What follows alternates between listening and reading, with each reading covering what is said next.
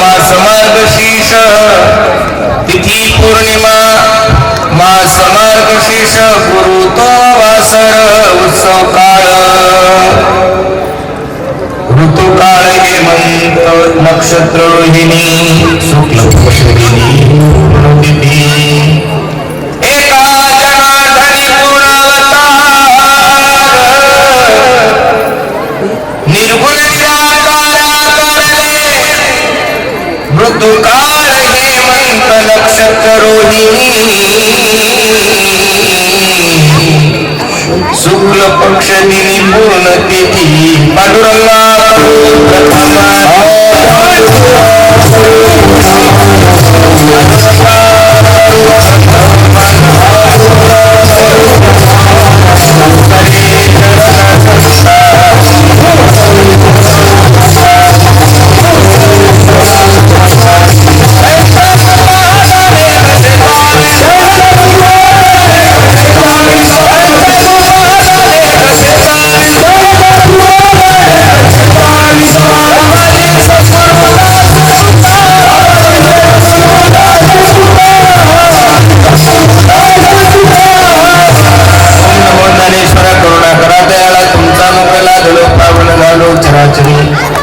संपादित ज्ञानांचे विदाय भक्ती विलोकित होईल समाधी राजा वैराग्यवंतम श्रीचारयुक्तम नमामि योगम शिरसा गुरु नमो सद्गुरु तुकया ज्ञानदीपा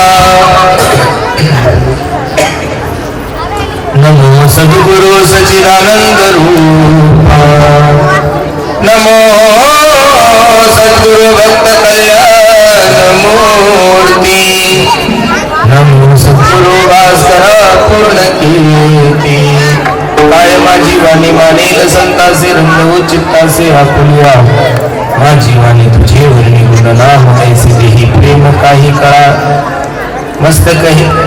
मस्तक माझा पायावरी या वारकरी संताच्या धरी अवतार विश्वतारावया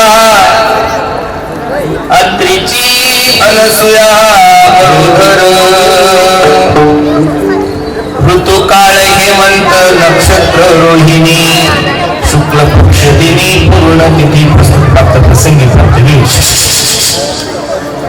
महिला मंडळी बडबड नका करू कीर्तन ऐकायला आल्या थोडं शांत बसा कीर्तन रूपी सेवेसाठी निवडलेला अभंग पैठण निवासी नाथ बाबा शांती ब्रह्मनाथ बाबा यांचा हा 4 चरणाचा अभंग असून या अभंगामध्ये अवताराचं कार्य अनुसया मातेचं जे कार्य आहे याचं वर्णन नाथ बाबा करतात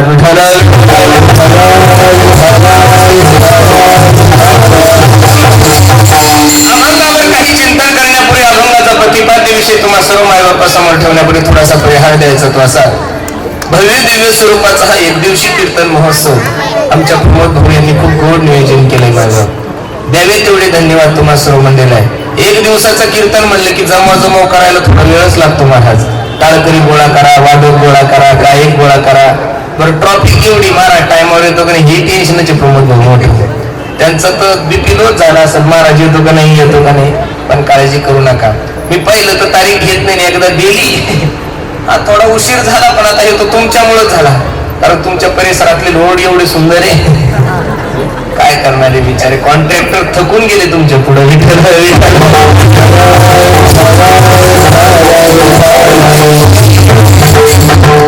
खूप गोड नियोजन तुम्ही सर्व मंडळींनी केलं द्यावे तेवढे धन्यवाद तुम्हाला सर्व मंडळीला मला वाटतं कीर्तनाला जेवढे काही मायबाप बसलेले तेवढे सगळे जेवून बसले तुम्ही हा मग काही काम नाही माझं राहिलं म्हणून म्हणलं आणि सकाळपासून 3रं कीर्तन आहे महाराजाचं कितवं आहे 3रं असं तुम्ही फक्त थोडी शांतता ठेवा अगदी थोड्या वेळामध्ये अभंगाची भूमिका मला तुम्हा सर्व मंडळी समोर ठेवायची मायबाप आपण भाग्यवान मंडळी आहोत की तुमच्या आणि माझ्या जीवनामध्ये हा सुवर्णयोग तुम्हाला आणि मला प्राप्त झाला कीर्तनाला बसलेल्या सर्व मंडळीला माझी विनंती आहे बडबड नका करू कोणी शांत बसा फक्त थोडी जीवनामध्ये माणसाला नाही काही करता आलं तरी चालेल पण 2 उत्सव माणसाने जीवनामध्ये साजरे केलेच पाहिजेत महाराज एक तर भगवंताचा उत्सव साजरा केला पाहिजेत नाही तर दुसरा साधूचा उत्सव भगवंताचा उत्सव साजरा करणं आपलं कर्तव्य आहे महाराज कारण की देवी दिला त्याला दिलाय ना हा त्याच्या गावामध्ये राहतोय आपण, त्यानं निर्माण केलेल्या सृष्टीमध्ये आपण एक घटक आहोत. मग त्याची जयंती असो, त्याचा जन्मदिवस असो, त्याचं काय असेल तो उत्सव आपण साजरा केलाच पाहिजे. माणसाला माणसाचे वाढदिवस करण्याचा जेवढा आनंद आहे ना, त्याच्यापेक्षा 1000 पट माणसाने देवाचा उत्सव थाटामाटात केला पाहिजे. माणूस वास्तविक वाढदिवस करू नये या मताचा मी माणूसच नाही. प्रत्येकानं आपला वाढदिवस साजरा केला पाहिजे. पण वाढदिवस करणाऱ्या प्रत्येक माणसाला माझा एक प्रश्न आहे, आपण जो वाढदिवस साजरा करतो, आपण जो जन्मदिवस साजरा करतो, आपण जो बर्थडे साजरा करतो, आपण प्रत्येकाने विचार केला पाहिजे. जर एखादा व्यक्ती त्याच्या जीवनाचा 25वा वाढदिवस साजरा करत असेल, एखादा मनुष्य आपल्या जीवनाचा 41वा वाढदिवस साजरा करत असेल, एखादा मनुष्य आपल्या जीवनातील 50वा वाढदिवस साजरा करत असेल, तर बसणाऱ्या सर्व मंडळीला माझा प्रश्न आहे, 100 मधून 25 गेले, माणसाचं आयुष्य वाढलं का कमी झालं? 100 मधून 40 गेले, आयुष्य वाढलं का कमी झालं? उलट तर त्या दिवशी तुम्ही विचार केला पाहिजे, हा तुमच्या जीवनातला घट दिवस आहे महाराज. कोणता दिवस आहे? वाढदिवस. वाढदिवस वाढदिवस या शब्दाचा अर्थ तरी काय आहे महाराज? मी डॉक्टर अब्दुल कलाम यांचा एक लेख वाचला होता, खूप सुंदर आहे. त्यांनी 2 मिनिटात वाढदिवसाचा अर्थ सांगितलेला आहे. इथं जेवढ्या काही माझ्या मायमावल्या कीर्तनासाठी आलेल्या मायमावल्यांनो, जीवनामध्ये एकही आई अशी नसेल की आपला मुलगा रडायला लागला आणि तिला हसू आला. असं कधी घडलं का तुमच्या जीवनामध्ये? तुमचा मुलगा रडायला लागला आणि तुम्ही हसले, असं जीवनामध्ये एखाद्या वेळेस घडलं का? कधीच घडू शकत नाही. आणि जिला मुलगा रडायला लागल्यानंतर हसू येत असेल, ती आई कशी म्हणायची महाराज? ती आई नसलच तिची. मग लक्ष देऊन ऐका, मुलगा रडायला लागला तर आईला कधीच आनंद होत नाहीये, कारण ती त्याची आई आहे. जगामध्ये एकच प्रसंग असा आहे की त्यावेळेस मुलगा रडत असतो, आई हसत असते, तो म्हणजे आपला वाढदिवस, म्हणजे जन्मदिवस. कोणता? ज्या दिवशी मुलगा जन्माला येतो त्या दिवशी मुलगा रडत असतो आणि त्या रडण्याचं दुःख आईच्या चेहऱ्यावर असतं. आई हसत असते का? कारण तिने एका मुलाला काय दिलेलं आहे? जन्म दिला. मग तुम्ही तुमचे वाढदिवस जर एवढे साजरे करत असेल, ज्यानं तुम्हाला निर्माण केलं त्याचा जन्मदिवस आपण किती थाटामाटा साजरा केला पाहिजे. हे कर्तव्य आहे माझ्या. भगवंताचं अवताराचं कार्य भगवंताने जे केलेलं आहे, भगवंताचे जन्मोत्सव हे प्रत्येक हिंदूने केलं पाहिजे. हे तुमचं आणि माझं कर्तव्य आहे. विठ्ठल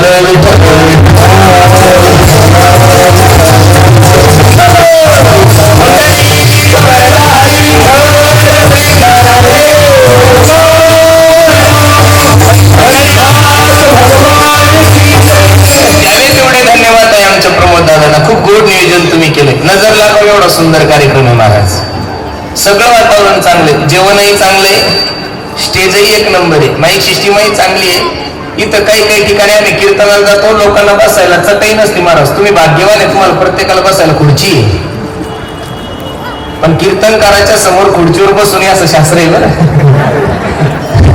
हा खरोखर ज्यांचं वय झालं त्यांनी बसलं तर साहजिक आहे. पण आता चला, ही फॅशन झालेली आहे.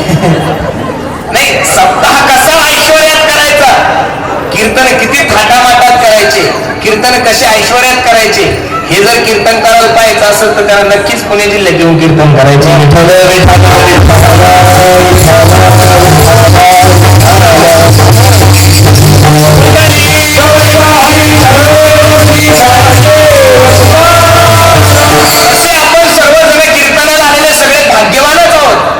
भाग्यवान म्हणण्यापेक्षा तुम्ही खरोखर भाग्यवानच आहात. भाग्यवान म्हणण्याचं कारण काय महाराज? की तुमच्या आणि माझ्या जीवनामध्ये हा सुवर्ण योग तुम्हाला आणि मला प्राप्त झाला. आवाज कमी करण्यात येतो, आवाज पांगायला लागला. तुम्ही आम्ही भाग्यवान आहोत की दत्तात्रयाचा जन्मोत्सव तुम्हाला आम्हाला साजरा करायला मिळतो. नाही तर काही काही लोकांना दत्तात्रय कोण हे सुद्धा माहित नाही महाराज. आपण परमात्माचे अनुयायी आहोत, आपण परमात्माचे सेवक आहोत. म्हणून तुम्ही आज एवढ्या बहुसंख्येने कीर्तनासाठी उपस्थित आहात. तुम्ही तर दर्शनाला गेल्यानंतर दत्तात्रयाला दुसरं काहीच मागू नका. दत्तात्रया समोर गेले, आता कीर्तन संपलं, आरती झाली की प्रत्येकानं दत्तात्रया समोर जाऊन हे नाक रगडा आणि देवाला विनंती करा, देवा तुझे खूप मोठे उपकार आहे रे बाबा आमच्यावर. तू खूप दयावान आहे, तू करुणावान आहे की एवढ्या मोठ्या महासंकटामध्ये, एवढ्या मोठ्या लाठीमध्ये तू आम्हाला जिवंत ठेवलं. हे दत्तात्रयाने तुम्हाला उर्वरित आयुष्य बोनस म्हणून दिलंय महाराज. काय दिलंय? बसणारे मंडळी, आता जे आयुष्य आहे ते तुमचं नाहीये, देवानं तुम्हाला बोनस दिलंय. काय दिलंय? काय दिलंय?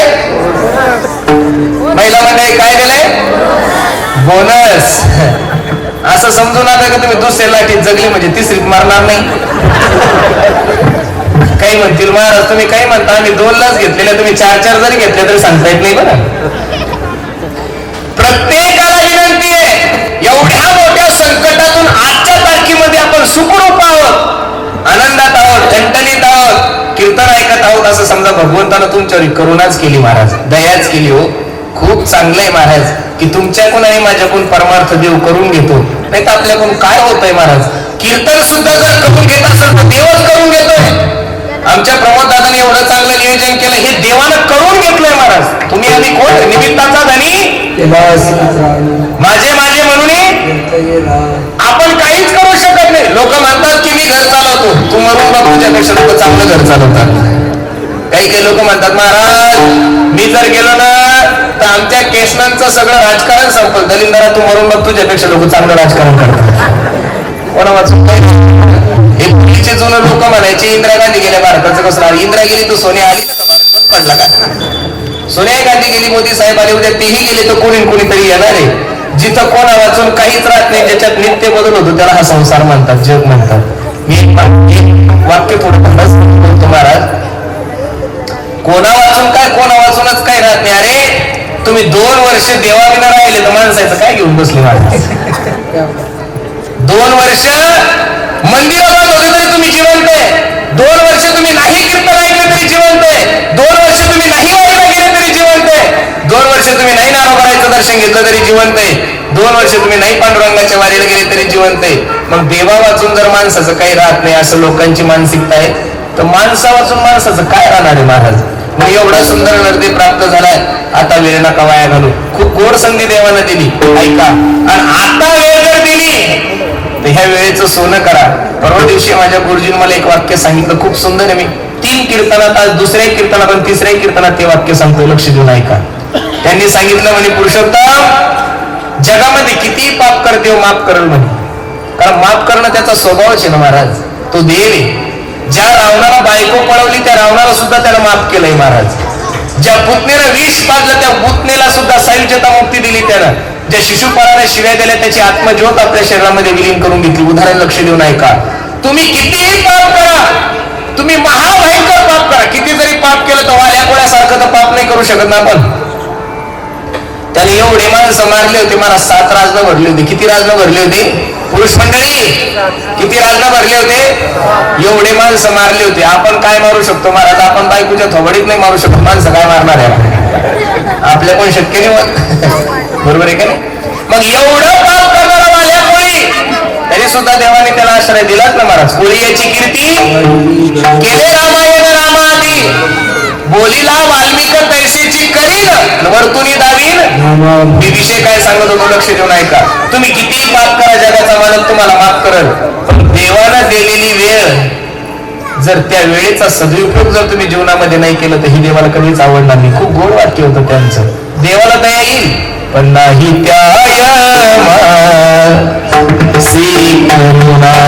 त्याला अजिबात आवडणार नाही. तुम्ही दिलेल्या वेळेमध्ये जर देवाचं चिंतन नाही केलं ना तर नक्की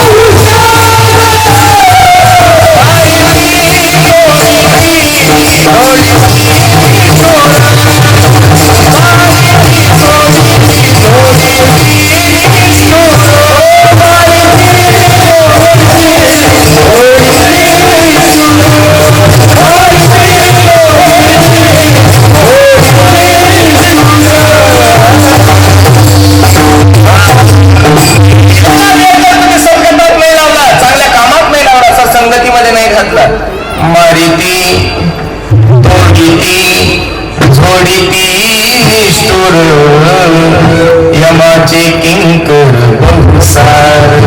पण आता मुंबईत आयुष्य बाकीचे काम बंद झाले महाराज. बरे झाले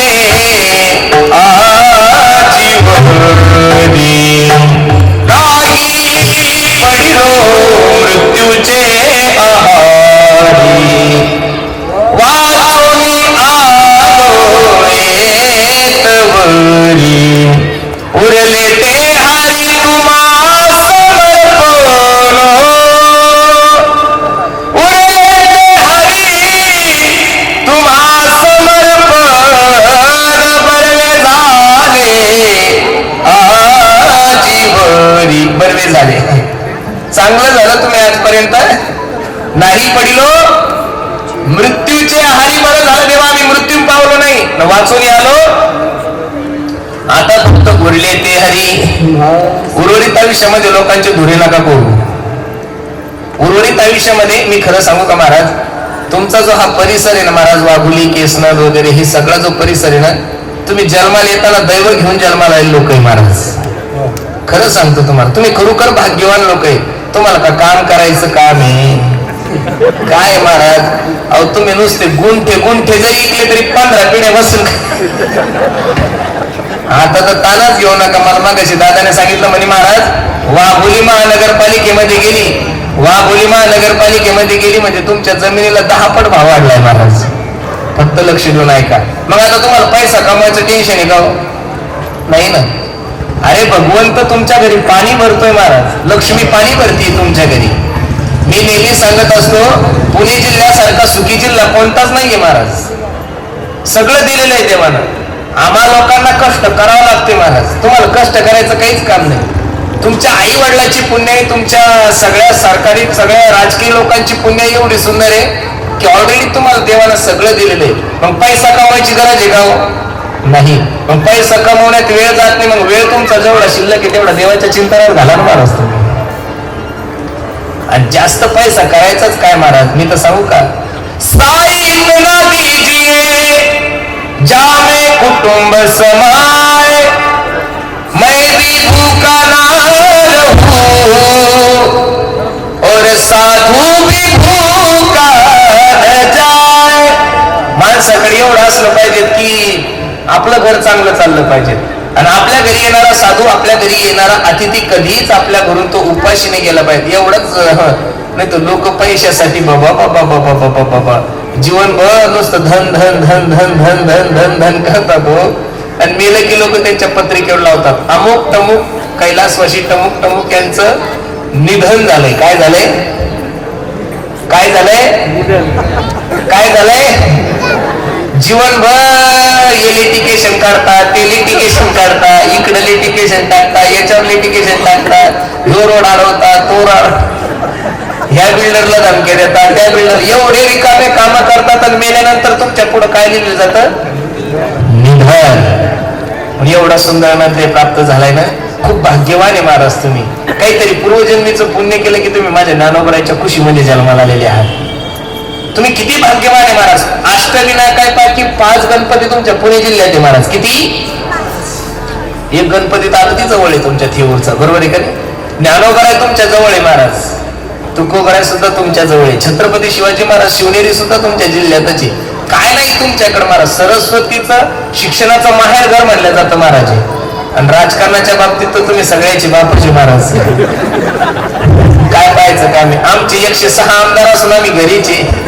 तुम्ही 43 वर्षाला संपदा तुम्हीच, उपमुख्यमंत्री तुम्हीच, आर्थिक मंत्री तुम्हीच. तुम्ही बुद्धिमान आहे. तुमच्या बुद्धी पुढे आम्ही. एक जुनी म्हणे महाराज, पाटलाचा कावा न कळे ब्रह्मदेवा. हे खरं आहे बरं.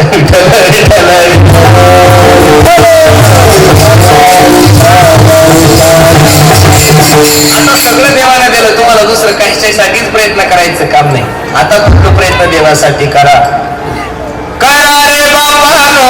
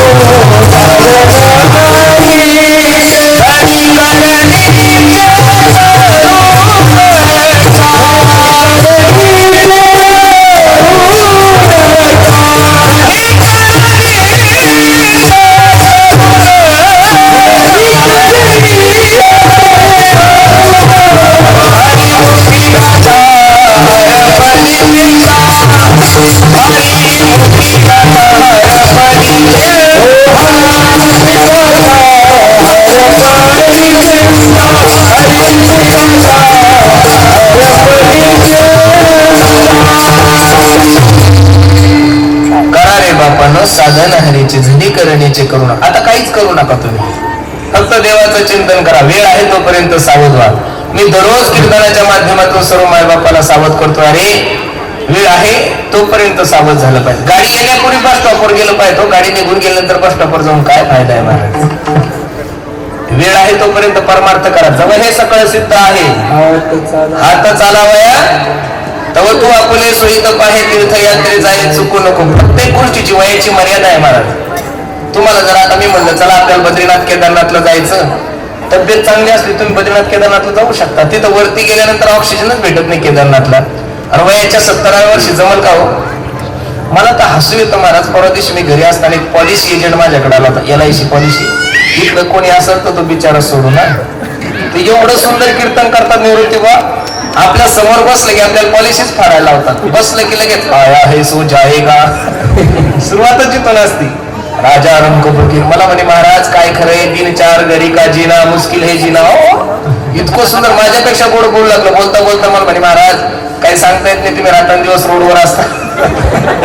हे लॉकडाऊनचं वातावरण आहे, असं आहे तसं. जर एखाद्या वेळेस काही झाला अपघात आणि जर गेले तर कसं, म्हणजे त्याच्या पॉलिसीसाठी आपल्याला गाडीवर नेऊन घालतो. मी त्याला म्हणलं बडबड करू नको, फक्त सांग मला पॉलिसी केवढ्याची फाडायची. तो म्हणे महाराज 5-6 कोटी रुपये तुम्हाला वयाच्या 70व्या वर्षी 65व्या वर्षी भेटले पाहिजे. ठीक आहे म्हणलं, काय हप्ता येईल? काय नाही म्हणे 1.5-2 लाख रुपये वर्षाला भरावं लागतात. म्हणलं काही हरकत नाही. किती दिवस भरायचे? म्हणजे तुमचं रनिंग किती? म्हणलं आता 32-33 आहे, अजून 15 वर्ष भरावं लागतात म्हणे महाराज. म्हणलं काही हरकत नाही. आणि मग मला भेटल किती? म्हणजे वयाच्या 66व्या वर्षी 67व्या वर्षी तुम्हाला किती पैसे भेटल? 6 करोड रुपये भेटल. खरं सांगा 67व्या वर्षी 6 करोड नाही 50 करोड बी आले तर काय करायचं हो महाराज? दात पडेल नाही. डेली एवढा प्रवास चालू आहे, त्याच्यामुळे मनकात आताच गेलाय माझा. शुगर होईल राहील, दिसणार नाही, चालता येणार नाही, बसलं की उठवणार नाही. पण पैशाचं करायचं काय नेमकं? त्यात पैसे खर्चण्यासाठी माणसाचं वय लागेल महाराज. काय लागेल?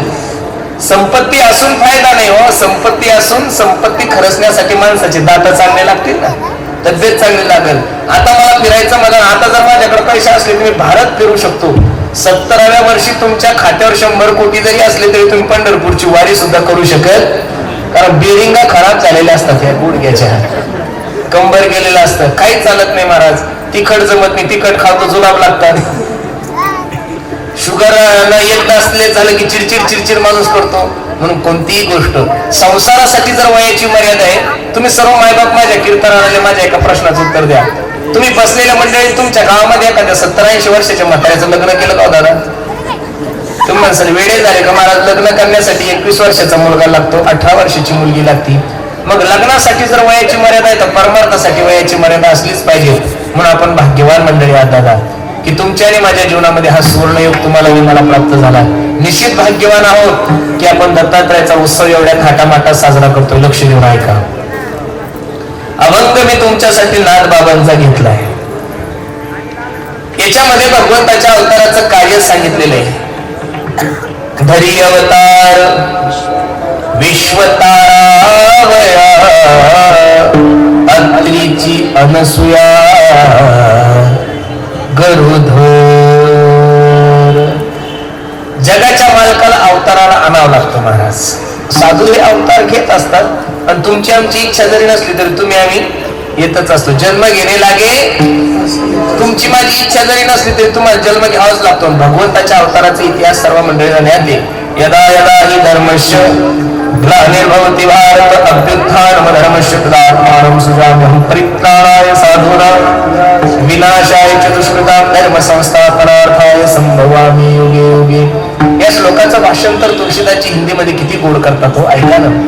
जब जब होए धर्म की हानि बाढ़ही असुर अधम अभिमानी.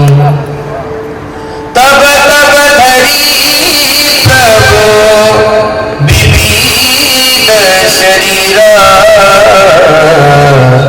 हरहि कृपा निधि सहजन तेरा. पहिलं प्रमाण मी तुम्हाला श्रीमद भागवत गीतेतलं दिलंय. दुसरं प्रमाण तुळशीदासांच्या रामायणातलंय आणि तिसरं प्रमाण तुम्हा सर्व मंडळीला मिळते.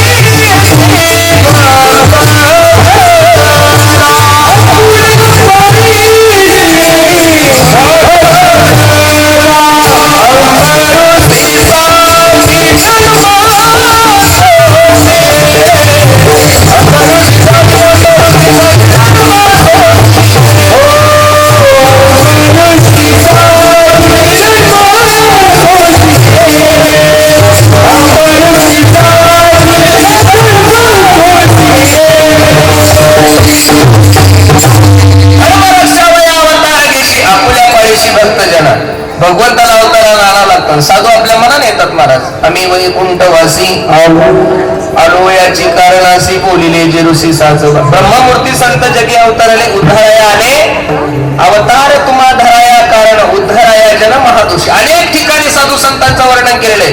पण साधूच्या अवताराच्या कार्यामध्ये आणि भगवंताच्या अवताराच्या कार्यामध्ये दोन फरक आहे महाराज.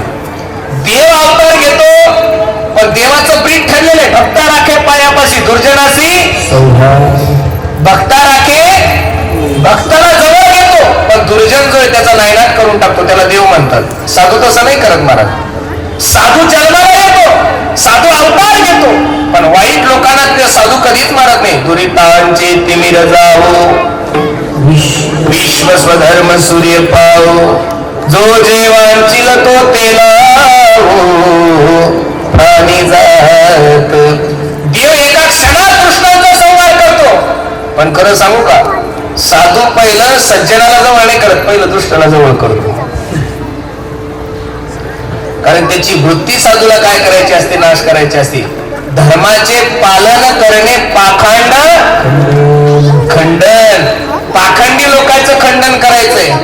पाखंडी लोकांना मारायचं नाहीये. पाखंडी लोकांचा नाश नाही करायचा.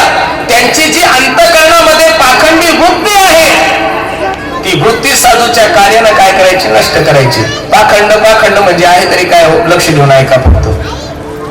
नाही ते दाखवणे याला पाखंड म्हणतात. नाही ते दाखवणं याला काय म्हणतात हो. साधू नसताना साधूपणाचा आव्हान पाखंड नाही तर काय महाराज. वैराग्यवान नसताना वैराग्यवानाचा आव्हान पाखंड नाही तर काय. श्रीमंत नसताना श्रीमंतीचा आव्हान पाखंडच आहे महाराज. जे झाड जास्त ज्या झाडाला जास्त फळं असतात ना महाराज ते झाड नेहमी वाकलेलं असतं. नेहमी बरं जगाचं.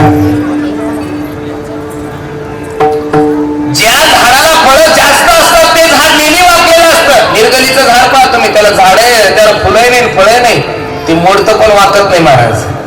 ज्या माणसाला नाही त्याला दाखवायची सवय खूप असते महाराज. आणि ज्याच्याकडे आहे त्याला दाखवायची काय करायची. मी 12 वर्षापूर्वी एकदा काकीन नाण्याला माझे एक मित्र आहे त्यांच्या लग्नाला गेलो होतो महाराज. त्यावेळेस हे फोन नव्हते आयफोन वगैरे नव्हते. त्यावेळेस चायनाचे फोन होते महाराज. हे गबेच्या गबे फोन राहायचे आणि चायना सारखा आवाज होता. मी ज्यांच्या लग्नाला गेलो तर त्या व्यक्तीची संपत्ती कमीत कमी 5 ते 7 हजार कोटी रुपयाची होती महाराज. एका हॉटेलमध्ये लग्न होतं. फक्त 10 ब्राह्मण होते त्याच्यासोबत आम्ही 3 वैष्णव होतो. त्या ज्या माणसाचं लग्न होतं त्याचे वडील माझ्या गाडीत बसलेले होते. आता मला सारखा फोन यायचा. ते एवढं मोठं ढंपर पाहिलं की ते काहीच बोलत नव्हते. नुसतं माझ्याकडे पाहून हसत होते. आणि त्यांना ज्यावेळेस फोन आला त्यांनी खिशातला फोन काढला तर त्या फोन मध्ये तो फोन एक नोकियाचा फोन होता बघा महाराज. 1200 रुपयाचा एकदम साधा फोन. मी त्यांना सहज बोललो बाबूजी आप तो 5,000 करोड़ के मालिक हो, फिर इतना छोटा फोन क्यों है? तर त्यांनी जे उत्तर दिलं ते ऐकण्यासारखं होतं. त्यांनी मला सांगितलं म्हणे, पुरुषोत्तम, जिसके पास सब कुछ होता है उसको दिखाने की जरूरत नहीं होती बोले. काय म्हणले ते?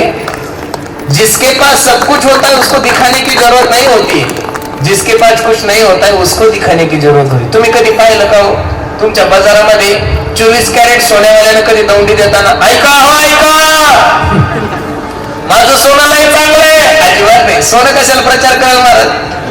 प्रचार करावा लागतो बँटेक्सला. 250 रुपयात एक नंबर, 250 रुपयात एकदा घालून बघा, सोन्यापेक्षा पिवळं जमत. पाखंड नाही, ते दाखवायची सवय झालेली. आमच्या गावामध्ये का पाटील समाजाचे पोरास लग्न होतं, लक्ष देऊ नका, आठवलं सांगतोच.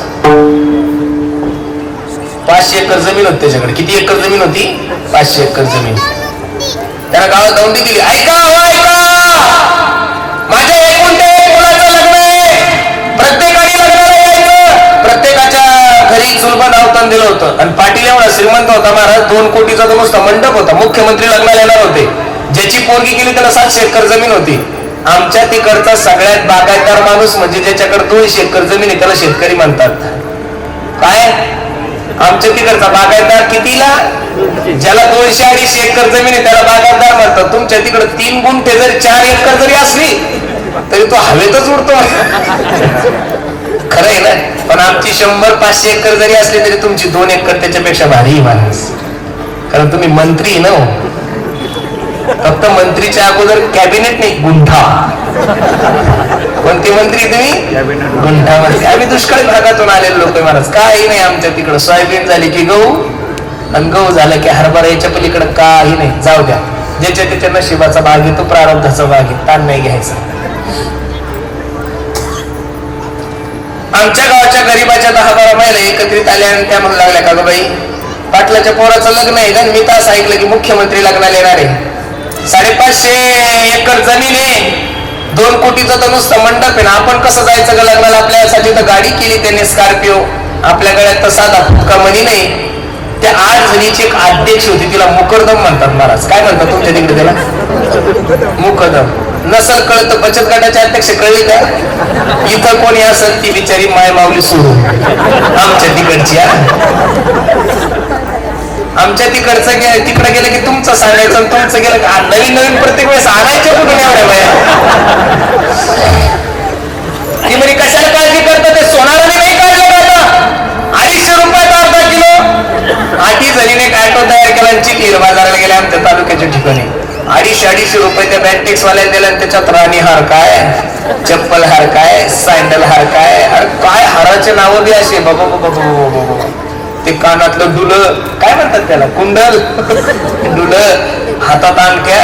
ज्या दिवशी लग्न त्या दिवशी सकाळी 5 वाजता उठल्या, सुंदर असा मेकअप केला. प्रत्येक सुनबाईला, प्रत्येक घरातल्या माऊलीला पैठणी साडी दिली होती पाटलाने.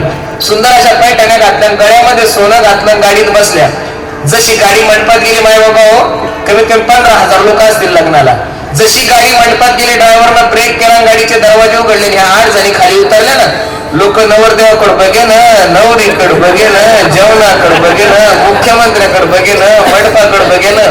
अख्खच्या अख्ख बराडी 8 जणीकडे पाहतो तो. बायाच्या गळ्यात जर एवढं सोनं आहे तर बाया श्रीमंत किती असतील? आता खरं सांगा, हे खरं होतं का डुप्लिकेट होतं? माया हो बोला, खरं होतं का डुप्लिकेट होतं? 7:30ची टाळी होती. लवकर लग्न झाल्यावर घरी मारावं ना. पण महिलाला लय हौस असते महाराज, ते वटी भरायची आणि ते पाय धुवायची. खूप. रात्री 12 वाजे लोक थांबल्या. सध्या महाराष्ट्राची परिस्थिती खराब आहे महाराज. लॉकडाऊन मुळे अवघड झालं वातावरण, व्यवसाय बंद पडले, सगळं चोऱ्या सुरू झाल्या महाराज. काय झाल्या? बरोबर 12:30 वाजता आमच्या फाट्यावर 10 चोरांनी याची गाडी अडवली.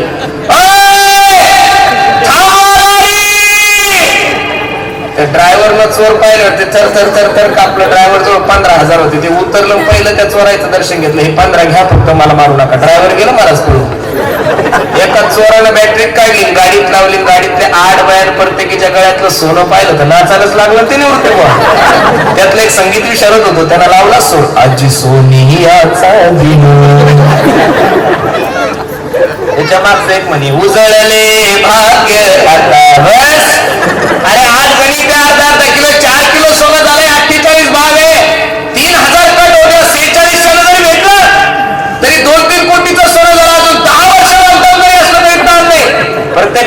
कडी काढल्या, कोणी गुप्त्या काढल्या, कोणी चाकू. बिचारा घाबरत घाबरत खाली उतरला. आता यांना काय लाज वाटायची, डुप्लिकेटच होत ते. प्रत्येकानं गळ्यातलं सोनं काढलं आणि चोरायच्या हातात दिलं. मग आता चोर चोरी करून चालले, मग शांत मारावं ना. पण अध्यक्षाला भाषण ठोकायचे हौस. अध्यक्षाने घेतलाच नाही खातात. अध्यक्ष बोंबलत मला डुप्लिकेट नाही, काही गरज होती का शहाणपणा करायची, काही गरज नव्हती ना मला. चालले होते ते बिचारे चोर करून, तरी त्यांना डुप्लिकेट आहे असं म्हणणं चोर यांना परत संगत झालं. महाराज मी खरं सांगू, 60 जणीला कमी आणलं निवृत्ती बोल.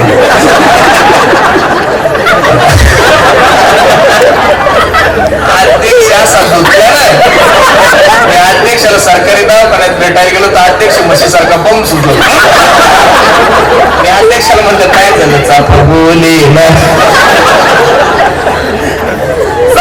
चाले ना, नुसता फुगला होता हिरवा निरा पिवळा. कशामुळे झाला नाही ते दाखवलं. काय झालं, अरे कोणी फाटकं म्हणलं तरी चालतं, तुटकं म्हणायची काय गरज आहे. जे आहे ते आहे, नाही ते दाखवलं महाराज की त्याची परेशानी होणार म्हणजे होणार.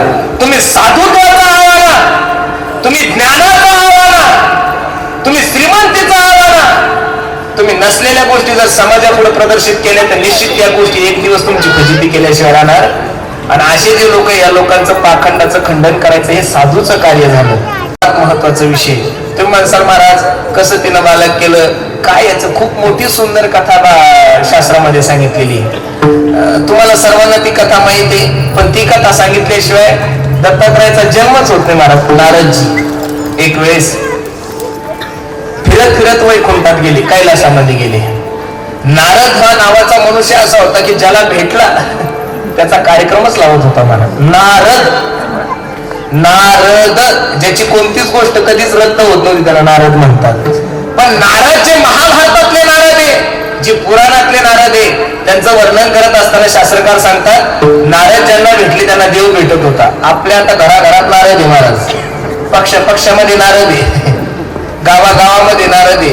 हा नारद कोणाच्या घरी गेला की एका घराची 2 घरं झालीच पाहिजेत महाराज. हा नारद एका सप्त्यात गेला तर एका सप्त्याचे 2 सप्ते झाले पाहिजेत. काही नारद पक्षात गेले तर लोकांचे राजीनामेच आले पाहिजेत महाराज. एवढी नारदगिरी करतात लोक, काय काही कळत नाही महाराज. माणसासारखा आडवा प्राणीच नाही होय जगामध्ये. काय करतो माणूस काही कळत नाही. तुम्ही बघा ना, कुत्रा आडवं, मांजर आडवी, बैल आडवी, गाय आडवी, म्हैस आडवी, कोल्हा आडवं, कुत्र सगळे आडवे महाराज. फक्त माणूस उभा जन्माला घातलाय देवाला. कसा आहे माणूस? उभा आहे. देव तो डोक्याला हात लावून बसला. हे दलिंदर उभा असून एवढं आडवं चालतं, बायचान्स आडवा असतात किती आडवं चाललं असतं. लोक म्हणतात मांजर आडवी गेली की काम होत नाही. 100 मांजरी आडव्या जाऊ द्या, किती 100 मांजरी आडव्या जाऊ द्या, तुमचं काम होईल. पण गावातला एक माणूस जर आडवा गेला तर गावाचा सप्ताह होत नाही, एवढी ताकद आहे माणसामध्ये. एक माणूस जर ग्रामपंचायतच्या विरोधात गेला तर बिनविरोध होणारी ग्रामपंचायत सुद्धा निवडणूक लागते महाराज. एवढी ताकद आहे माणसामध्ये. लक्ष देऊन ऐका. नारदजी मृत्यू लोकांचं वर्णन करत असताना सती आई साहेबाला सांगता, सती काय त्या मृत्यू लोकांमध्ये एका माय माऊलीचं नाव चाललं ग, वाऱ्या हाती माप कीर्तिमुख ज्याचे नारायण. काय त्या अनुसयाचं नाव, जिकडं तिकडं तिच्या पातिव्रत्याचा प्रचार चाललाय. एवढा सुंदर महिला मंडळीला सगळं सहन होतं, पण तिच्या पुढं दुसऱ्या बाईचं केलेलं वर्णन तिला सहन होत.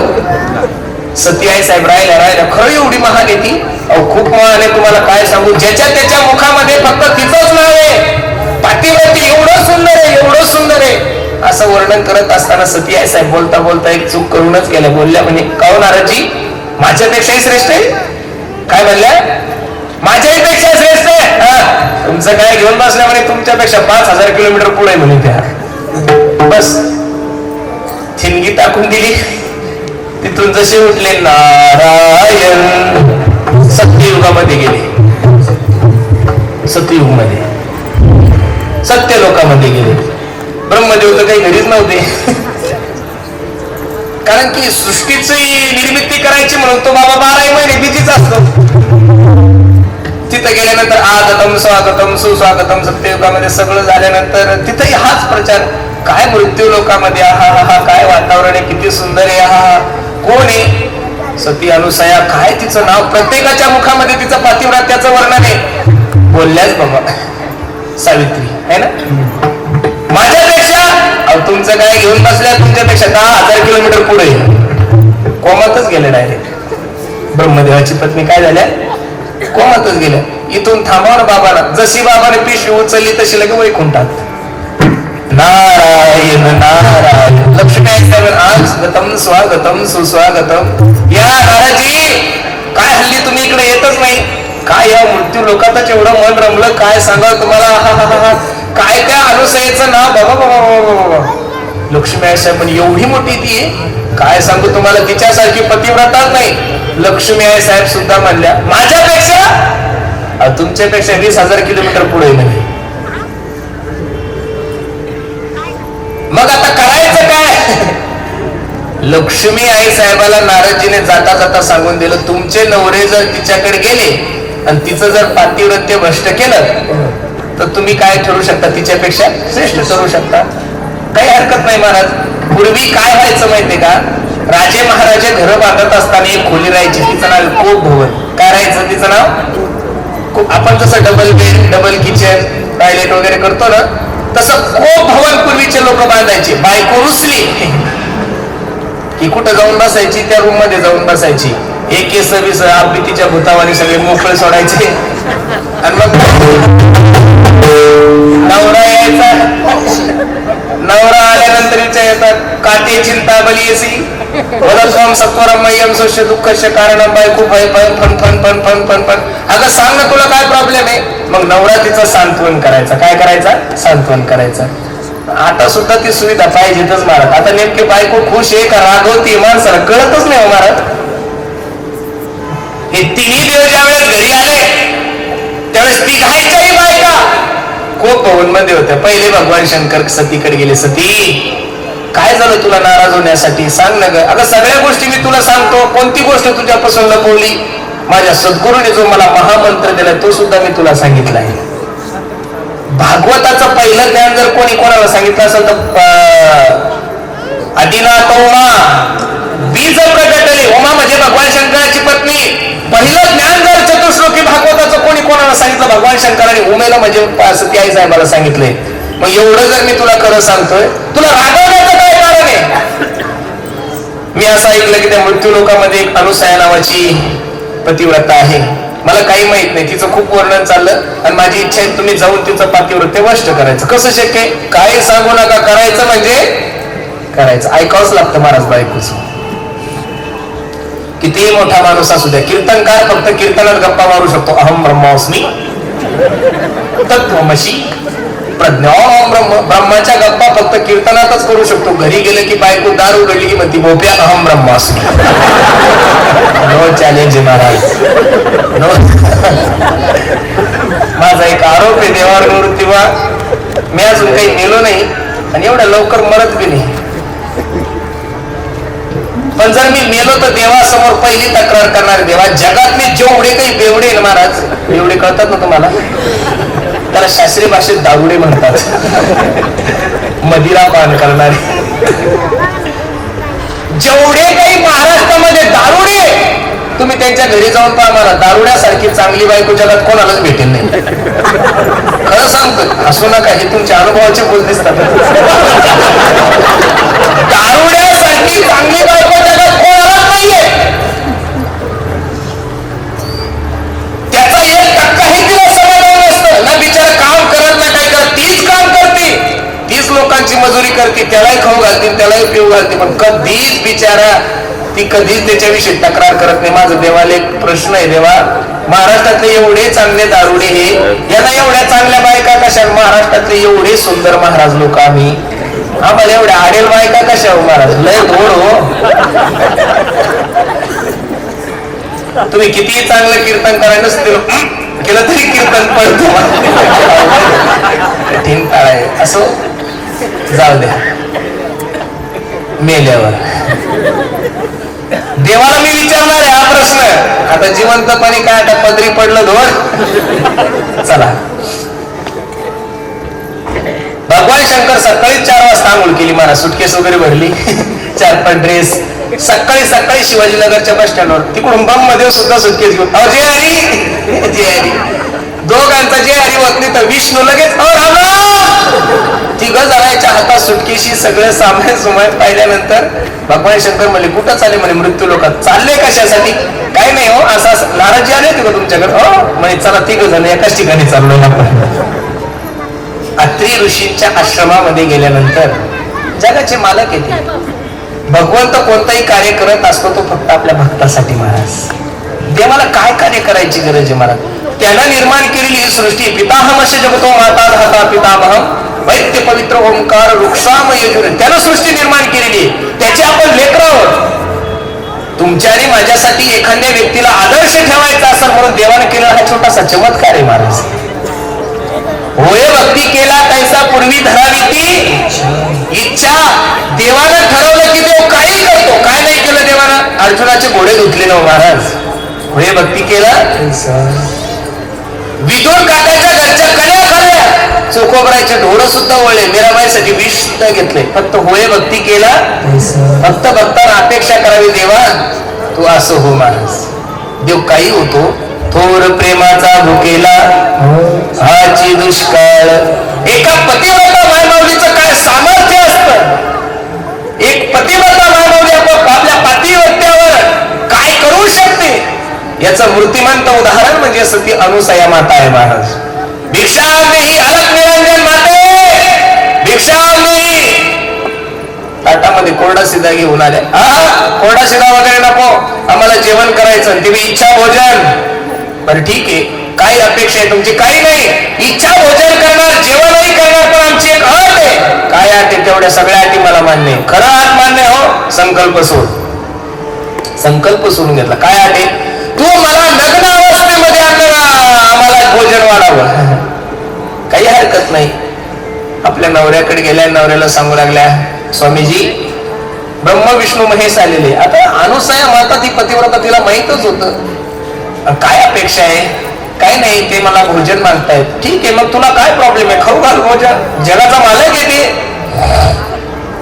स्वामीजी त्यांनी एक अट ठेवली नग्न अवस्थेमध्ये त्यांनी मला काय मागितलंय भोजन वाढण्यासाठी मागितलं आणि ती प्रौढ आहे त्यांच्या समोर जर मी भोजन नग्न अवस्थेमध्ये वाढलं तर नक्कीच माझं पातिव्रत्य भ्रष्ट झाल्याशिवाय राहणार अत्री ऋषीने आपलं कमंडलूतलं पाणी आचमन करून दिलं आणि सांगितलं टाक त्यांच्या अंगावर टाकले ते तिघ जण काय झाले महाराज 4-4, 5-5 महिन्याचे बालक झाले आता बालक झाल्यावर काय विषय सगळ्यांना जवळ घेऊन अन्न खाऊ घालू लागल्या स्तनपान करू लागल्या 15 दिवस झाले 20 दिवस झाले 30 दिवस झाले 40 दिवस झाले 2 महिने झाले 6 महिने झाले ना या तिघीचे नवरे घरीच नाही फोन स्विच ऑफ आहे फेसबुकला पोस्ट नाही व्हॉट्सअपला स्टेटस नाही यांना तर घाम आला भाई आता नवरे होते गेले खाली कुठे गेले काय गेले नारदजी परत भेटण्यासाठी गेले नारदजी तुमच्या नादी लागून हा निर्णय घेतला आमचे नवरे म्हणे तिने तिच्या पातिव्रत्याच्या सामर्थ्यावर त्यांना तिघांना बालक करून ठेवलं मग आता काय करायचं जाण घेऊन या तुमचे नवरे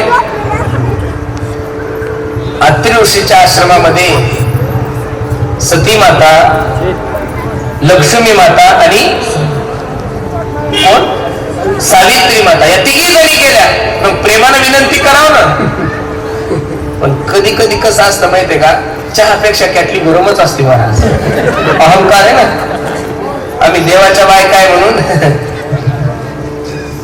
कुठे त्याला बाहेर करून ठेवलं हो म्हणजे हाय पाळण्यामध्ये उचलून जा घेऊन पाळण्यामध्ये गेले त्या तिघाईकडे पाहिलं तर तिघ सेम टू सेम दिसायला लागले टिबल रोल डबल नाही टिबल रोल सारखेच डोळे सारखेच नाक सारखेच कुरळे केस सारखेच उंची सगळे कोरे पान सारखे सती आई साहेब म्हणू लागली बाई चुकून जर ब्रह्मदेव हाती लागला तर जीवनभर दाढीवाले लक्ष्मी आई साहेब विचार करू लागल्या चुकून जर महादेव माझ्या हातात लागला बाई हा जीवनभर उघडाच राहतो याचं काय खरं याला जर पावडर आणलं सांगावं स्मशानाची राख आणून देईल ते बी काय बोलली मग करावं काय शेवटी अनुसया मातेकडे गेल्या माते आम्हाला तुझा अधिकार करण्यासाठी थोडा उशीर झाला पण तू महान पतिव्रता आहे महान पतिव्रता म्हटल्यानंतर आमची विनंती आम्ही तुला शरण आलोय आमच्या नवऱ्याला पूर्णवत जसे होते तसे करून दे परत ते पाणी टाकल्यानंतर जसे तसे झाले सर्वांना चरित्र भाग न्या ते लक्ष देऊन ऐका पण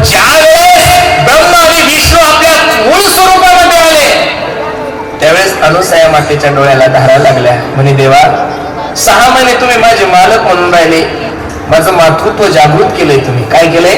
माझं मातृत्व जागृत केलंय, मी तुम्हाला स्तनपान केलंय, तुम्हाला खेळवलंय, पण अजून पाहिजे तसं माझं मन भरलेलं नाहीये. माझी इच्छा आहे. काय इच्छा आहे? काय नाही, तुम्ही तिघांनी माझे बालक म्हणजे माझे मुलं म्हणून तुम्ही काय घ्यावं, माझ्या घरी अवतार घ्यावा. म्हणून नाथ बाबा याचं वर्णन करत असताना सांगतात, ऐका, लक्ष देऊ.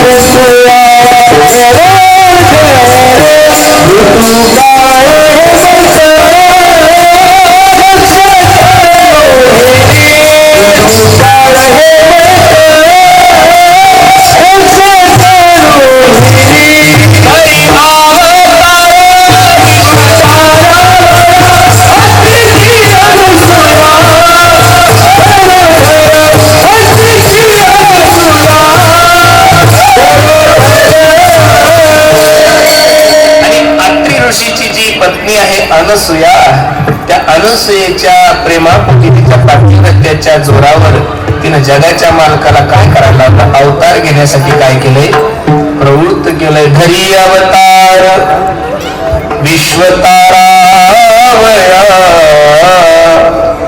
अंतरीची अनसूया गरोधर.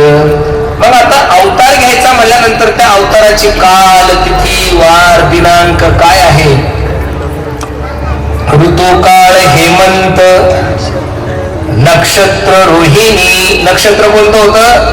रोहिणी होतं. ऋतुकाळ कोणता होता? हेमंत होता. ऋतुकाळ हेमंत, नक्षत्र रोहिणी, शुक्ल पक्ष दिनी पूर्ण तिथी. शुक्ल पक्ष होती, पूर्ण दिनी. सुंदर सर्व वातावरण आहे. काय गोड वर्णन नाथ बाबा करतात, ऐका लक्ष देऊन. तिथी पौर्णिमा, मास मार्गशीर्ष. तिथी कोणती होती? पौर्णिमा होती. चंद्र आकाशामध्ये पूर्ण निघालेला होता. लक्ष देऊन ऐका. तिथी पौर्णिमा, मास डिसेंबर नाही, मार्गशीर्ष. कोणता महिना होता? मार्गशीर्ष. गुरु तो वासर, उत्सव काळ. गुरु कोणता होता? वासर. उत्सव काळ. एवढा आनंद आहे महाराज. आणि नाथ बाबा शेवटी वर्णन करत असताना काय गोड वर्णन करतात ऐका.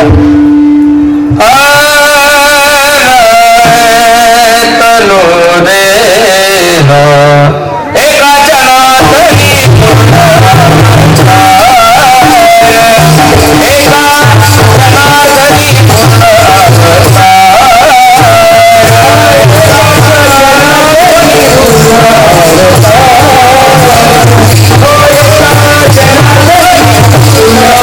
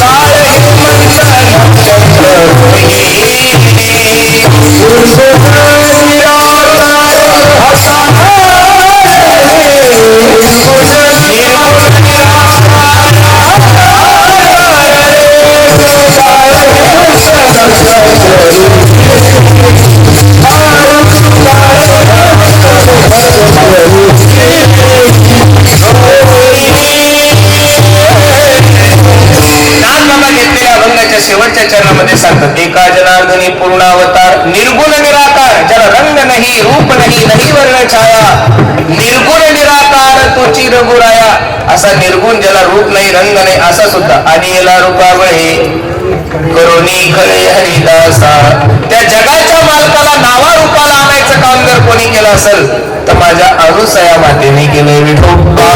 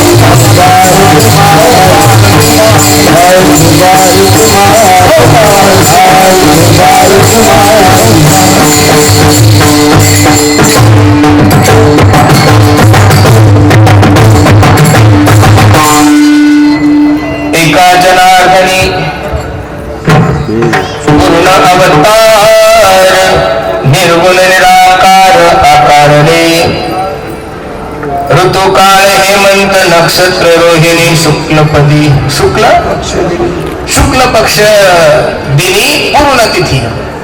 पण नाथ बाबा या अभंगामध्ये यथामती यथा अवकाश दत्तात्रयाच्या जीवनचरित्राचा थोडा विचार करतात महाराज. लक्ष देऊन ऐका. दत्तात्रयाने जीवनामध्ये जे केलं ते आपण केलं पाहिजे. दत्तात्रयाने 24 गुरु केलेले आहे महाराज. पृथ्वी वायू आकाश मापग्न चंद्रमा रवी कपोतो अजगर सिंधू पतंग मदकुत गजहा. 12 भागवताच्या 11व्या स्कंधामध्ये शुकाचार्य भगवान राजा परीक्षितीला खूप गोड सांगतात.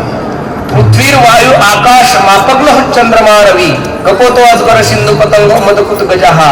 गज म्हणजे हत्ती. पृथ्वीला सुद्धा गुरु केलाय. काय माझ्या दत्तात्रयाचा अंतकरण होता असेल महाराज. वेश्येला सुद्धा गुरु केलाय हो. वेश्येला सुद्धा गुरु केलाय. पतंगाला सुद्धा गुरु केलाय. पाण्याला सुद्धा गुरु केलंय. पाण्याला गुरु करण्याचं काय. पाणी जसं शीतल आहे तसं माणसाची वाणी शीतल असली पाहिजे. ऐसी बानी बोलिये मन का आपा खोल औरन को शीतल करे और आप ही शीतल हो. वायूला म्हणजे वाऱ्याला सुद्धा गुरु केले. वाऱ्याकडून कोणता गुण घेतलाय दत्तात्रयाने. लक्ष देऊन ऐका. तुम्ही इथं जेवढे माझे मायबाप बसलेले माय मावल्या बसलेले लक्ष देऊन ऐका. तुम्हाला हवा जाणवतीये का दिसतीये हो. जाणवती ना. दिसत नाही. काळी हिरवी पिवळी काय असं ते दिसत नाही. ती फक्त जाणवती. बरोबर आहे का नाही. हवा दिसत नसून सुद्धा आपलं काम करते. लक्ष देऊन ऐका. दत्तात्रयाने हनेकून काय गुण घेतलाय. दत्तात्रयाने वेशीकून काय गुण घेतलाय. दत्तात्रयाने हत्तीकून काय गुण घेतलाय. दत्तात्रयाने समुद्रातून काय गुण घेतलाय. सगळ्या अजगरातून काय गुण घेतला. प्रत्येक गुणाचं वर्णन केलेलं आहे महाराज. हवेतून काय गुण घेतला. हवा जशी काम करते पण दिसत काहीच नाही तसं आपण परमार्थाचं काम केलं पाहिजे महाराज. परमार्थाचं काम करत असताना आपलं नाव कुठंच नाही आलं पाहिजे याचा विचार प्रत्येकाने केला पाहिजे. लक्ष देऊन ऐका. धर्माचं काम करत असताना आपलं नाव कुठंच नाही आलं पाहिजे. आपण काय काम करतोय महाराज? दत्तात्रयाच्या मंदिरात जाता आणि दत्तात्रय म्हणतात, दत्तात्रया तेवढी फाईल अडकलेली हो, तेवढी 10-5 करोडचं तेवढं काम हो द्या. आणि तेवढी फाईल अडकली 10-5 कोटीची मागणी करतो. दत्तात्रयाच्या मंदिरातून बाहेर आल्यानंतर दान पेटीत टाकत असताना खिशात चिल्लर पाहतो. यार चिल्लर आहे का तुझ्याकडे? किती चिल्लर माणसं आहे आपण. मागणी कोटीची करता चिल्लर पेटीत टाकत. किती अवघड आहे मला. छोट्या छोट्या गोष्टी आहे, काही जास्त सांगायची गरज नाहीये तुम्हाला. भगवंताचं काम करत असताना, धर्माचं काम करत असताना आपलं नाव कुठे येण्याची अपेक्षा करू नका महाराज. लोकांना जरी नाही दिसलं तरी देवाला तर दिसतच ना महाराज. असे अनेक देवस्थान आहे, तिथं लोक गुप्तदान टाकतात ना महाराज. हजारो क्विंटलाच्या गाड्या उभ्या असतात, पण ती गाडी कुठून आली हे सुद्धा ड्रायव्हर सांगत नाही महाराज. लाखो रुपयाचे हिरे माणिक मोती चेक टाकून जातात, पण सांगत सुद्धा नाही ते कोणाचे काय. म्हणून परमार्थाचं काम करत असताना, धर्माचं काम करत असताना नावाची अपेक्षा करू नका. काय देताय तुम्ही देवाला? त्यानं निर्माण केलेल्या गोष्टीतलं त्याच त्याला देता काही उपकार नाही करत महाराज. पाणी का तुमच्या बापाने निर्माण केलेलं आहे का? तुम्ही जी फुलं देता देवाला ही काय तुमच्या बापाने निर्माण केलेली आहे? तुम्ही जो प्रसाद देताय तुम्ही जेणे हे विश्व निर्मिले महर्षी देवा संस्थापिले त्याच सगळं महाराज आहे. मग समुद्रातून आपण गंगेतलंच पाणी घेतो देवाला त्याच पाणी त्याला घेताना सुद्धा लोक हलकटपणा करतात. पण माझी विनंती दादा, वेश्येकडून काय गुण घेतला असेल, पाण्याकडून काय गुण घेतला असेल? बोलत असताना माणसानं शांत सुंदर बोललं पाहिजे. साचा निमवाव तुले आणि रसाळ शब्द जैसे कल्लोळ. याच तोंडात तुम्हाला चांगलं बोलायचं आणि याच तोंडात तुम्हाला वाटतं वाईट बोलायचं. बसणारी मंडळी, राजकीय लोकांचा कोणता जरी गुण चांगला नसला घेण्यासारखा, तरी एक गुण खूप चांगला आहे. तुम्हाला सन्मान त्यांचा कोणता गुण आहे? राजकीय लोकांनी एवढं गोड या जगात कोणीच बोलत नाही महाराज. तेवढा जरी गुण आपण घेतला तरी आपल्याला कोणत्याच गोष्टीची कमी पडणार नाही. कधीच कोणताच पुढारी कोणालाच नाराज करत नाही. हो मंजूरच म्हणतो, हो काळजी करू नका, हो हो हो हो नुसते आश्वासन का, पण नाराज करत गोड बोललं पाहिजे. मिठू मिठू बोलता काय बिघडे, काय बिघडे रे तारो काय बिघडे. मिठू मिठू बोलता रो काय बिघडे, काय बिघडे रे तारो काय बिघडे. मधुरावानी मोठी तू का म्हणे गोड बोलावं माणसानं. आपण बोलत राहून लोकांनी म्हणावं अहो बोला ना अजून थोडं, नाही तर काही काही सांगावं लागतं. हे दलील करा एवढं चांगलं थोबाड दिलं तुला जरा चांगलं बोल की म्हणतात ना लोक. काय म्हणतात लोक? अबे एवढं चांगलं थोबाड दिलं जरा प्रेमानं बोल ना. म्हणून बोलत असताना चांगलं बोला. काय देशीचे 3 जे माकड आहे ना त्यातलं सगळ्यात महत्वाचं माकड हे बी बरं. बुरा मत सुनो बुरा मत देखो और बुरा मत बोलो. म्हणून पाणी जसं शीतल आहे तशी वाणी शीतल असली पाहिजे. आता वेश्येसारख्या शरीर विक्री करणाऱ्या माय माऊली कुंनाथ बाबानं काय घेतलं असेल, आपल्या दत्तात्रयानं काय घेतलं असेल? जशी एखादी वेश्या शृंगार करून एखाद्या व्यक्तीची वाट पाहती, कधी तो येईल, कधी मला 4 पैसे मिळेल, कधी माझ्या पोटाची थळगी भरल. त्या वेश्येच्या मनामध्ये दुसरं काही अपेक्षा नसते. ती शृंगार करून फक्त आणि फक्त एखाद्या गिरायकाच्या शोधात असते. तिच्या अंतःकरणाची जी प्रवृत्ती आहे ती अशी वेड्यासारखी वाट पाहते. त्याच्यापेक्षा भक्तांना 1000 पट नाही 10 लाख पट भक्ताची देवाची वाट पाहिजे. नटून ठटून मस्त सुंदर असं माझा देव माझ्यावर केव्हा कृपा करेल. पुसावेशी हिची वाटे जे जे भेटे देव कृपा करील माझं काय लाज राखील. म्हणून वेश्येला सुद्धा गुरु केलेले. तुम्ही सुद्धा गुरु करा, पण गुरु चांगला पहा. गुरु कसा पहा? तुम्हाला सगळा असा चुरगाळून मुरगाळून टाका असा गुरु पाहू. गुरु तर एवढे दलिंदर झाले, मला शिष्य भेटले त्याला खापायचंच करतात. म्हणून माझी विनंती आहे, पाणी पिना छान के गुरु करना ज्ञानोबाई तुकोबरा कृष्ण मंदिर जगत गुरु. त्यांना सोडून दुसरं तुम्ही गुरुही मानू नका कोणाला. म्हणून दत्तात्रयाने जीवनामध्ये जो जो जयाचा घेतला गुण तो तो गुरु केला मी जाण. ज्याच्याकडून चांगला चांगला गुण घेतला त्याला गुरुच मानलं पाहिजे. म्हणून आपण दत्तात्रयाच्या जन्मोत्सवानिमित्त खूप सुंदर जीवनामध्ये नियोजन केलं. दत्तात्रयाच्या या जन्मोत्सवानिमित्त आपण जीवनामध्ये एखादा नियम तरी केला पाहिजेत महाराज. नाही बाकीचे नियम, पण देवाच्या चिंतनाचा नियम प्रत्येकाने करा. नवी तो सकळ जना कर जोडून थोर लहाना दानई तुले द्या मददिना मने तुकया बंधू राम मनागा राम राम स्मरा रे राम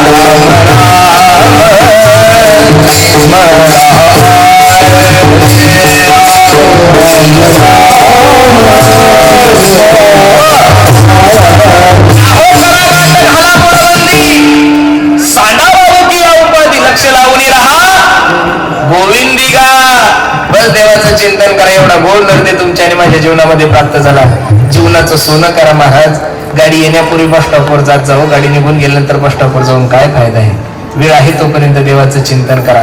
वेळ निघून गेल्यानंतर मग अवघड आहे. अब क्या सोचे क्या होता है. भक्ती जर तुम्हाला वाढवायची असेल तर तुम्ही एकदा वृंदावनला जाऊन या. एकदा जा. तिथं मला विशेष वाटतं महाराज, फॉरेनच्या महिला आहे तिथं त्या इस्कॉन टेम्पलला. फॉरेनच्या महिला आहे, त्यांचे पायासारखे सुद्धा तुमचे थोबाड नाहीये.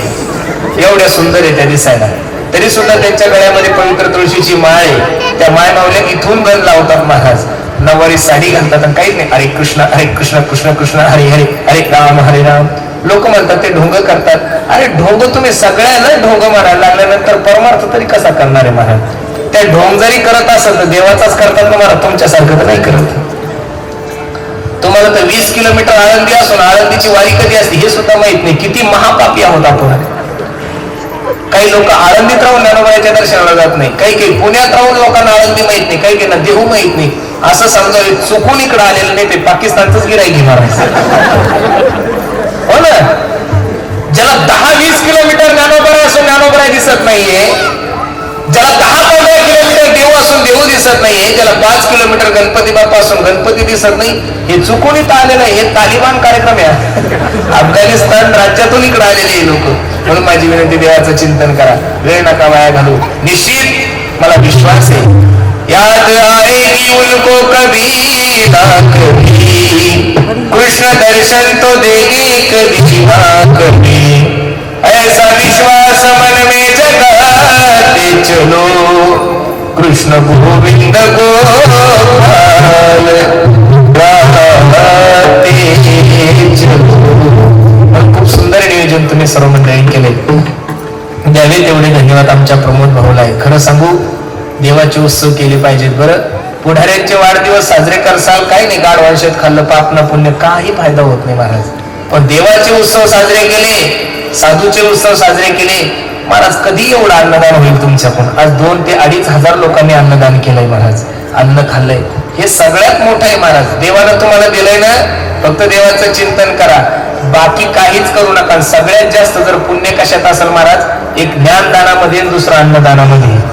अन्नदानानं तुमच्या दुश्मनाने जरी खाल्लं त्या नुसता ढेकर जरी दिला तरी ते पुण्याचे महाराज. म्हणून बसणाऱ्या सर्व मंडळीला विनंती आहे, देवानं तुम्हाला मुबलक पैसा दिलेला आहे. कोणाला पैसे नका वाटत बसू, पण जिथं अन्नदान असेल तिथं अन्नदान करत राहा. कारण तुम्ही जर अन्नदान केलं तर निश्चित त्या अन्नदानाचा आशीर्वाद तुमच्या कुटुंबियाला आणि तुमच्या कुटुंबावर कोणत्याही प्रकारचं संकट येणार नाही. म्हणून खूप गोड नियोजन आमच्या प्रमोद भाऊंनी केलं. द्यावे तेवढे धन्यवाद. सर्व पाटील मंडळींनी, ही पाटील वस्ती आहे, सर्व सुंदर नियोजन तुम्ही सर्व मंडळी केलं. नजर लागावं एवढा सुंदर कार्यक्रम आहे. लक्ष देऊन ऐका फक्त. जाता जाता तुम्हाला सर्व मंडळी एक छोटीशी सूचना करतो. प्रत्येकाने आपल्या देशाची, धर्माची सेवा करा. प्रत्येकाने आपल्या आई वडिलाची सेवा करा. मी दररोज सांगतोय, स्वामी तिन्ही जगाचा आई विना भिकारी, आई माझी मायेचा सागर, दिला तिने जीवनाला आकार, तळप त्याहून हात आणि रखरख त्या रानात, राहिली समाजासाठी तू ग कष्टाच्या घामात.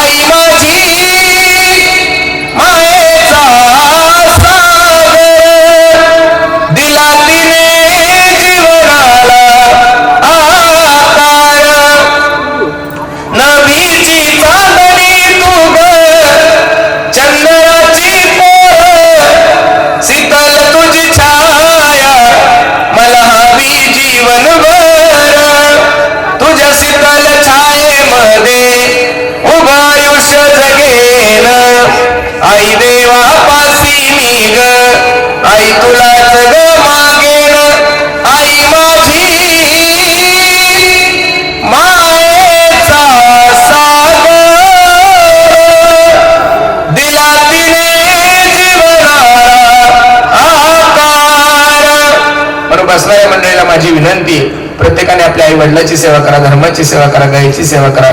पुनश्च एकदा द्यावे तेवढे धन्यवाद तुम्हाला सर्व मंडळी आहे. कार्यक्रमासाठी उपस्थित सर्वच गुणीजन महाराज मंडळी, त्यामध्ये ज्यांनी गोड असा पक्वाज वाजवला, माझे परम मित्र युवा कीर्तनकार, आत्ताच मागाशी शिंदवण्याला ते कीर्तन करून आले. येता येता त्यांना थांबून घेतलं, म्हणलं थांबा, वा ती गंगा घ्या हात धुवून, ह्याच रोडनं जायचंय. आमच्या प्रमोद भाऊनी एवढं सुंदर नियोजन केलं, थांबा म्हणलं, अजून कार्यक्रमाला शोभा येईल. आमच्या निवृत्ती दादाच्याही चिन्ह मी माझा माता ठेवतो. आमचे कोल्हे महाराजे, सर्वच मंडळी, आमच्या ताई सुद्धा टाळ घेऊन उभ्या, सर्वच मंडळी, पंचकृषीतून तुम्ही सगळेच मंडळी, सर्वांच्या चरणी मी, आमचे तुळापूरचे आमचे शिवली वगैरे सर्वच आमच्यावर प्रेम करणारे सगळेच परमार्थिक मंडळी, सर्वांच्या चरणी मी माझा माता ठेवतो. आणि जाता जाता तुम्हाला सर्व मंडळी एक छोटीशी सूचना करतो. मी ज्या परिसरामध्ये राहतो त्या परिसरामध्ये छोटीशी एक गोशाळा सांभाळतोय. तुम्ही माणसाला काही गायीसाठी पैसे वगैरे मागता का? तसलं काही मनात पाप नका आणू, पण त्या गायीची सेवा व्हावी यासाठी एक छोटासा उपक्रम आम्ही हाती घेतलाय. त्या गायीच्या याच्यामधून सुंदर वारकरी अगरबत्ती आम्ही तयार करतो. समोर स्विफ्ट डिझायर गाडी उभी आहे, प्रत्येकानं अगरबत्तीचा पुडा घेऊन जा. तुम्ही माणसाला मला धंदा करता का? धंदा नाही करतो. नेटवर सर्च करून बघा, 95% व्यावसायिक अगरबत्तीमध्ये मुस्लिम धर्माचे लोक आहे, आपले हिंदू लोक नाहीये महाराज. तुम्ही त्यांची अगरबत्ती घेऊन जर तुमच्या देवतेला ओळखत असेल तर एखाद्या वारकऱ्याची अगरबत्ती घेऊन गोमातेला सहकार्य का करू नये महाराज? केलंच पाहिजे प्रत्येकाने. म्हणून समोर गाडी उभी, प्रत्येकानं अगरबत्तीचा पुडा घेऊन जा. फक्त विनंती, फुकट नका नेऊ.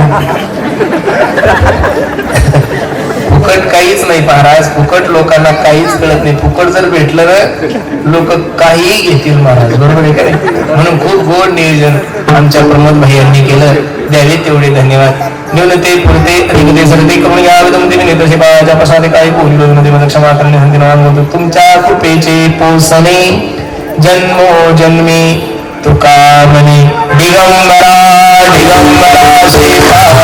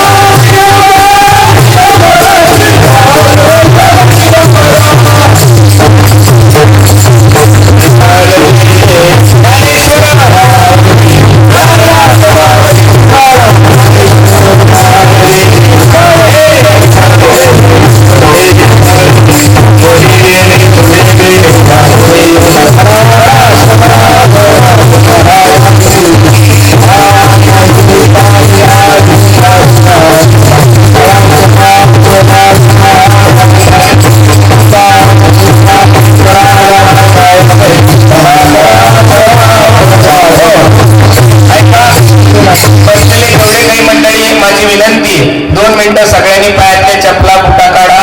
आता आरतीसाठी सर्वांनी उभे राहा. सर्वांना विनंती आहे त्या ठिकाणी सर्वांनी उभे राहा. दत्तात्रयाची आरती होईल, ज्ञानोबरायची आरती होईल, तुकोबरायची आरती होईल. बस जास्त आरती नका घेऊ, फक्त दत्तात्रयाची.